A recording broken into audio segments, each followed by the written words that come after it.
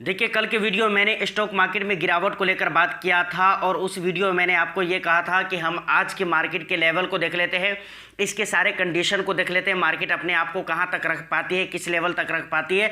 उसके बाद कल की वीडियो में हम डिटेल्स में बात करेंगे कि आखिर स्टॉक मार्केट में गिरावट क्यों हो रही है, इन्वेस्टर्स के लाखों रुपए जो खराब हो रहे हैं उसके पीछे रीजंस क्या है, समझ रहे हैं। अगर गिरावट की बात की जाए तो देखिए, मार्केट है और मैं बराबर कहता हूं कि मार्केट में गिरावट होती रहती है, पहले भी गिरावट हुई है और आने वाला फ्यूचर में भी गिरावट होगा।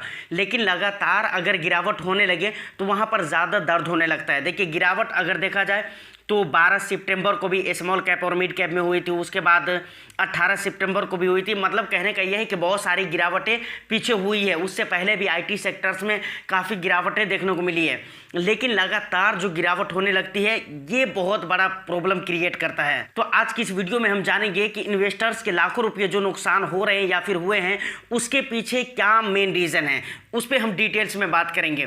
तो वीडियो बहुत ही इंटरेस्टिंग होने वाली है। एक गुजारिश मैं आपसे ज़रूर करूंगा, वीडियो पूरी देखिएगा। बहुत इंटरेस्टिंग वीडियो है और बहुत नॉलेजेबल वीडियो है, समझ रहे कि नहीं। काफ़ी ढूंढने और पढ़ने रिसर्च करने के बाद ये सारी चीज़ें मैं आप तक लेकर आता हूँ, समझ रहे हैं ना। चैनल पे अगर फर्स्ट टाइम विजिट कर रहे हैं तो चैनल को भी सब्सक्राइब कर लीजिए और वीडियो को ज़्यादा से ज़्यादा शेयर कर दीजिए। सबसे पहले हम बात करते हैं अपने पहले रीज़न के बारे में। तो सबसे पहला रीज़न क्या है? देखिए, सबसे पहला रीज़न वही है जिसके बारे में मैंने कल की वीडियो में भी कहा था। शॉर्टकट में थोड़ा यहाँ पर भी मैं बोल देता हूँ। सबसे पहला रीज़न है हमास और इसराइल के बीच में जो वॉर चल रहा है वो वॉर। लोग कहते हैं कि कुछ इफेक्टिव इन चीज़ों ने भी किया है मार्केट को, जिसकी वजह से मार्केट में गिरावट आई है। देखिए, जब आप अखबार को पढ़ेंगे, न्यूज़ चैनल्स वगैरह को देखेंगे, बिजनेस न्यूज़ वगैरह देखेंगे और वहाँ पर जब आप ये ढूंढने की कोशिश करेंगे कि मार्केट में गिरावट क्यों आई, तो कई सारे रीजंस मिलेंगे। उनमें से मेजर 4-5 रीज़न, आपको 3-4 रीज़न मिलेंगे, समझ रहे हैं ना। उन 4 रीजंस में से भी मैं 4 रीज़न के ऊपर बात करूंगा, लेकिन उन 4 रीजंस में भी मैं सब रीजंस को मेन नहीं मानता हूं, मेजर नहीं मानता हूं। अब देख लीजिए, ये पहला रीज़न जो है हमास और इसराइल का वार, इसको भी मैं मेन नहीं मानता हूं। वजह क्या है? वजह यह है कि आपको याद होगा कि जब 7 अक्टूबर को जब ये शुरू हुआ था, उस टाइम पे कल होकर मार्केट में थोड़ी बहुत गिरावट देखने को मिली थी, बट उसके बाद वो मैनेज होने शुरू हो गए थे। बाद में फिर मार्केट का आहिस्ता आहिस्ता कंडीशन खराब होने लगा था। दूसरा रीज़न क्या है? दूसरा रीज़न है स्ट्रॉन्ग यूएस डॉलर, और इस रीज़न को मैं बहुत ही मेन रीज़न और मेजर रीज़न मानता हूं। उसकी वजह क्या है मैं आपको ये भी बताता हूं। ऐसा इसलिए है कि आप पिछले 10 साल में देखेंगे तो यूएस का बॉन्ड यील्ड का जितना प्राइस नहीं बढ़ा था, बॉन्ड यील्ड जितना नहीं बढ़ा था, उतना ये पिछले 2-3 रोज़ के हिसाब से जब आप देखने की कोशिश करेंगे तो पिछले 2-3 रोज़ में बढ़ गया है। और ये जो बढ़ा है ये अचानक से बढ़ गया है। देखिए, अब बॉन्ड यील्ड का क्या कनेक्शन है स्टॉक मार्केट से? जब ये बढ़ेगा तो स्टॉक मार्केट में गिरावट आएगी। अब ये क्या कनेक्शन है ये एक अलग चीज़ है, प्लस बॉन्ड यील्ड क्या होते हैं ये भी एक अलग चीज़ है। आप कहेंगे तो इस पे मैं अलग एक डेडिकेटेड वीडियो बनाऊंगा, अभी हमारा उस पे बात करना मकसद नहीं है। अभी हम ये बात कर रहे हैं कि यूएस का बॉन्ड यील्ड जितना ज़्यादा 10 साल में नहीं बढ़ा था उतना ज़्यादा बढ़ा हुआ है। पिछले 2-3 दिन के हिसाब से जब आप देखने की कोशिश करेंगे तो कितना बढ़ा हुआ है परसेंटेज वाइज अगर देखने की कोशिश करें तो 1.99% बढ़ गया है। अब यहाँ पर थोड़ा सा आपको लग रहा होगा कि भाई 1.99% मतलब 2% हुआ लगभग, तो ये तो कुछ ज़्यादा नहीं हुआ। यही तो मेन दिक्कत है भाई, यहाँ पर ये शेयर के प्राइस नहीं बढ़ रहे हैं, समझ रहे हैं, या म्यूचुअल फंड में उस फंड के प्राइस नहीं बढ़ रहे हैं, समझ रहे हैं ना। ये बॉन्ड यील्ड है और जब बॉन्ड यील्ड बढ़ेगा तो स्टॉक मार्केट को खास तौर से बहुत ज़्यादा इफेक्ट करता है। उसके बाद क्रूड ऑयल का प्राइस जब आप देखेंगे तो 91 पॉइंट कुछ पैसे हो चुके हैं, मतलब आप ये समझ लीजिए 91 रुपये तक क्रूड ऑयल का प्राइस जा चुका है, समझ रहे हैं कि नहीं। अब तीसरा रीज़न क्या है मार्केट में गिरावट का? Inflation concern.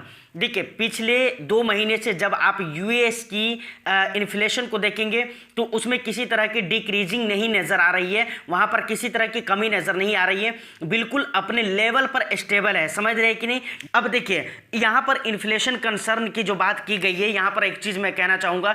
जब आप सोच लीजिए बॉन्ड यील्ड बढ़ेगा, उसके बाद क्रूड ऑयल का प्राइस बढ़ेगा, तो इन्फ्लेशन कंसर्न तो बनता है ना। उसके बाद चौथे रीज़न की अगर बात की जाए तो चौथा रीज़न क्या है? पिछले कई दिनों से यूएस स्टॉक मार्केट में लगातार सेलिंग देखने को मिल रही थी।